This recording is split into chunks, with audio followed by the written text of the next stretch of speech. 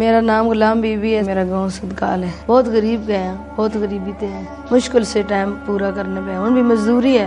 पत्थर तोड़ के दे रोजी कमाते हैं। बहुत मुश्किल काम है और सुबह जाते हैं, शाम को मुड़ के आते हैं। हालात में घर में ऐसे आना, इतने मुश्किल से आया ना, बेसक खाना भी नहीं शाम का मिलता है। मेरे बच्चे भूखे से आ जाते हैं। कोई ऐसा टाइम मेरे थे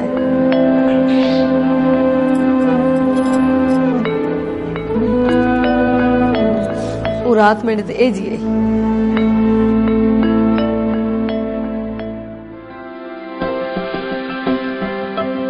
सर्विस टीम आई है ना, उसको बताया भी जड़ा ये दे फिर करा के फिर कार्ड बन गया, फिर पैसे मिलते हैं।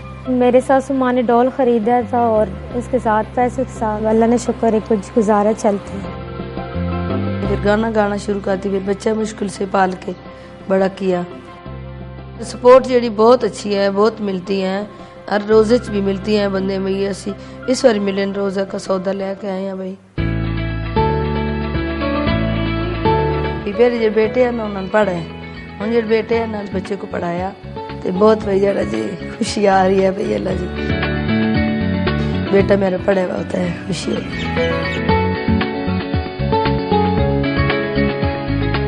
बेस का हम बहुत शुक्रगुजार है। इसके पैसों से हम घर का खर्चा चलाते हैं और सासू माँ के सास है ना उसकी भी खिदमत करते हैं।